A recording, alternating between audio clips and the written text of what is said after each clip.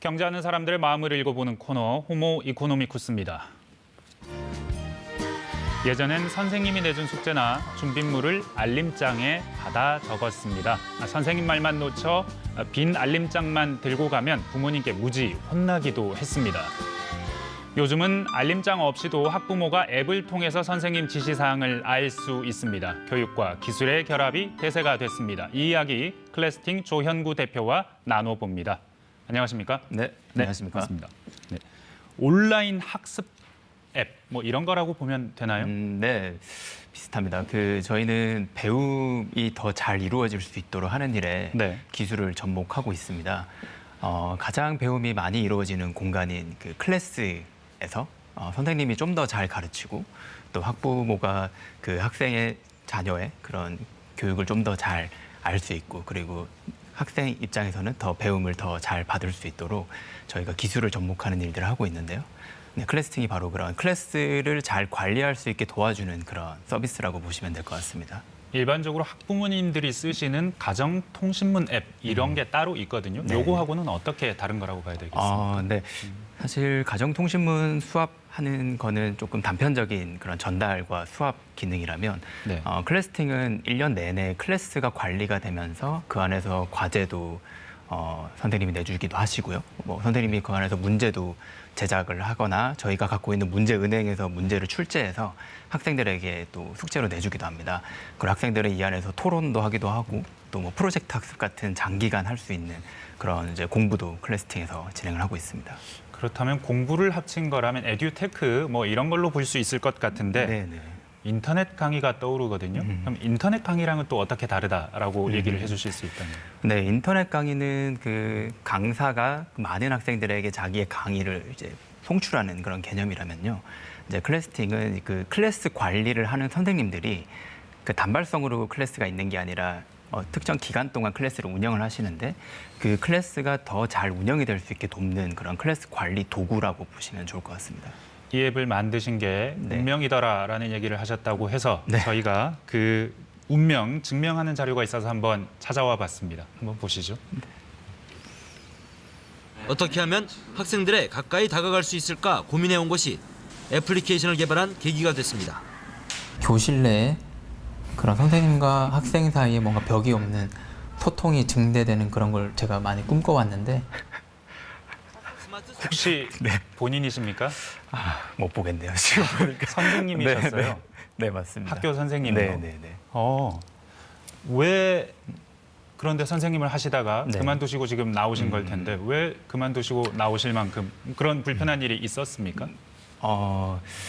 사실 한 반에 참 많은 학생들이 있는데요. 제가 좀 더 잘 가르치고 싶은 마음에 여러 가지 고민을 해보다가 제가 전공이 좀 그런 컴퓨터랑 교육을 접목하는 전공을 했었다 보니까 전공 자체가. 네. 그래서 거기서 좀 교육의 테크놀로지를 접목하면 좀 더 선생님이 더 잘 가르치고 학생도 좀 더 재미있게 잘 배울 수 있을 텐데라고 생각이 들더라고요.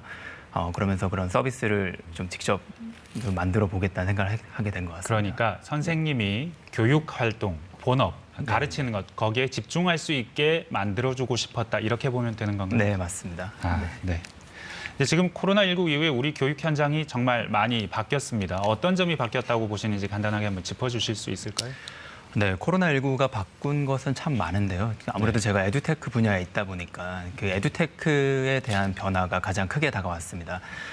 사실상 저희가 서비스를 하고 있는 대상이 학교 공교육이 좀 많은 편인데 그 공교육에서 받아들이는 에듀테크에 대한 인식이 사실 그전에는 저희가 왜 에듀테크를 써야 되는지에 대해서 설명을 하는데 좀 많은 시간을 썼다면 사실 코로나19 이후에는 이 학교에 가지를 않으니까 에듀테크를 쓰지 않으면 아예 교육 자체가 되지 않으니까 저희가 이런 당위성을 설명하기보다는 저희가 얼마나 이 에듀테크로서 좋은 역할을 할 수 있는지 저희가 어떤 강점이 있는지 이런 설명으로 넘어갔던 것 같습니다. 그 전에는 이게 뭔지부터 설명을 해야 했는데 네, 지금은 맞습니다. 우리께 제일 좋습니다. 네, 이것만 맞습니다. 설명하면 된다는 거죠. 맞습니다. 정확합니다. 그러면 궁금한 것은 실제로 지금 만드신 앱을 얼마나 많은 학교에서 얼마나 많은 선생님과 학생들이 사용하시는지인데 네.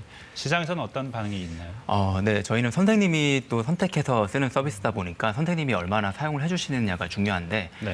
전국 초중 고등학교 선생님 숫자가 저희가 그 교육 통계 쪽에서 보기에는 한 40만 명에서 45만 명 정도로 보고 있는데요. 저희의 선생님 유저 숫자가 35만 명에 다다릅니다. 거의 다라고 네, 보면 되는. 맞습니다. 그래서 학생 유저는 지금 450만 명 정도가 쓰고 있고 또 학부모는 300만 명 정도 쓰고 있어서 전체적으로는 거의 한 800만 명 가까운 사용자가 서비스를 쓰고 있습니다. 그럼 선생님하고 학생을 이어주는 서비스다라고 보면 되는데 네네. AI 기술이 접목이 돼 있다고 그랬어요. AI가 도대체 뭘 도와주는 건가요? 그 맞습니다. 사이에서? 아무래도 클래스에서 선생님이 학생을 가르칠 때 그 같은 것을 가르치지만 학생이 받아들이는 속도나 그런 이해하는 정도는 다를 수밖에 없거든요. 네. 그러면은 선생님이 그 학생들에게 매일매일 내가 오늘 가르친 거에 대해서 이해도를 측정을 하고 네. 또 부족한 부분을 개별 지도를 해줄 수 있으면 참으로 좋을 수밖에 없는데 현실상 그 선생님이 갖고 있는 시간이 사실 물리적으로 너무 이제 이걸 다 하기에는 부족하다 보니까 그 부분에 인공지능이 접목이 되면 참 좋겠다는 생각을 하게 되었습니다. 그럼 화면엔 방금 나왔던 것처럼 네. 그 설명을 AI 기술로 뭐 자동화해서 해준다 뭐 이런 얘기로 보면 되는 건가요? 네, 저희는 인텔리전트 튜터링 시스템이라고 해서 네. 이제 튜터가 한 명씩 붙는 개념입니다. 그래서 오늘 내가 클래스에서 배운 학습이 있다면 그게 선생님이 과제를 내주고 평가를 하다 보면 학생의 네. 그런 이해도가 저희가 측정이 되는데요. 그 측정한 걸 기반으로 해서 이 측정 단계에서 가장 적합한 문제는 어떤 것을 내줬을 때 학생이 더 빠르게 학습을 할 수 있는지 이런 것들을 판단하는 역할을 하고 있습니다. 몇 가지 고민이 있는데요. 제가 저희 아이들 온라인 학습하는 거 보면 네. 집중 잘 안 하거든요. 네. 화면을 쳐다보지도 않거든요. 네. 이런 학생들을 어떻게 좀 주의력을 집중시킬 방법 같은 게 있나요? 사실 집중의 여부는 뭐 온라인이나 아이의 문제는 아닌 것 같습니다. 내가 정말 배우고 싶은 게 있고 억지로 공부를 해야 된다면 사실 집중하기가 잘 네. 어렵습니다. 뭐 성인도 마찬가지로 내가 뭐 배우고 싶은 게 있다면 뭐 온라인이든 오프라인이든 가리지 않고 집중을 할 수 있는데 네. 억지로 뭔가를 배운다면은 그게 온라인이든 오프라인이든 사실상 집중이 안 되거든요. 네.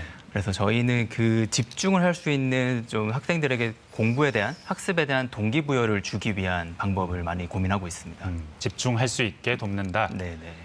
그리고 또 다른 의구심, 발도르프 스쿨이라는 거 아시죠? 네, 알고 그 있습니다. 실리콘밸리에 IT 기술 접목된 그런 환경에서도 발도르프 스쿨이라는 학습법을 사용하는 학교들에서는 네. PC, 스마트폰, 태블릿 PC, 뭐 TV 이런 걸 아예 안 쓰고 그런 게 집중도 안 되고 교육 효과도 낮으니 오프라인, 연필과 공책 이런 걸 사용해서 교육을 한다라고 하거든요. 그렇다면 온라인 학습에는 어느 정도 좀 한계가 있을 수 있지 않느냐 하는 생각도 드는 게 네. 사실이거든요.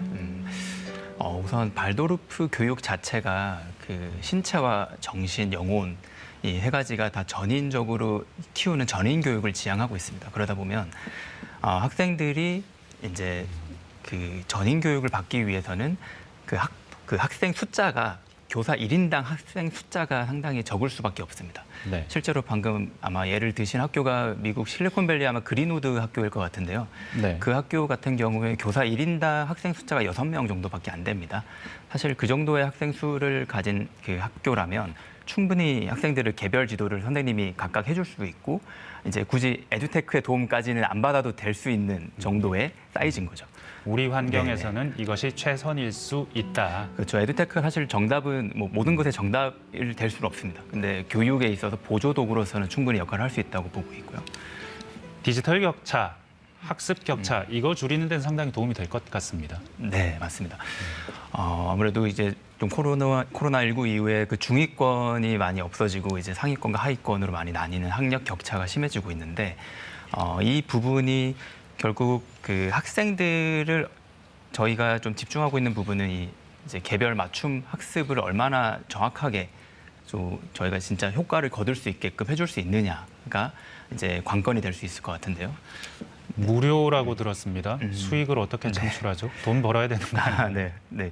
그래서 주변에서 이제 좀 많이 이 서비스가 계속 존속을 해야 되니까 그런 얘기를 많이 해주시고 선생님도 오히려 이제 비즈니스 모델을 막 얘기해주시고 하시는데요. 이제 저희가 이제 클래스 관리 도구인 클래스팅은 저희가 무료로 제공을 해드리고 있고요. 이제 방금 말씀해주신 그런 이제 데이터를 기반으로 하는 저희의 인공지능 기술이라든지 그런 것들을 접목한 프리미엄 서비스들은 저희가 유료로 제공을 하고 있습니다. 아마도 공교육 환경을 도와주는 앱들이 부족한 것들이 바로 그 수익성 고민 때문일 수도 있을 텐데 네. 이제 수출도 하고 계신다고 들었습니다. 네, 맞습니다. 맞습니다. 저희는 사실 어느 나라든지 이런 공통적인 문제들이 있고요. 저희의 서비스는 하나의 이제 도구이기 때문에 이제 언어가 상당히 뭐 다양하게 제공이 되고 있고 다양한 나라에서 또 쓸 수가 있습니다. 앞으로도 더 네. 발전하는 앱이 됐으면 좋겠습니다. 고맙습니다. 오늘 감사합니다. 네, 감사합니다. 지금까지 클래스팅 조현구 대표였습니다.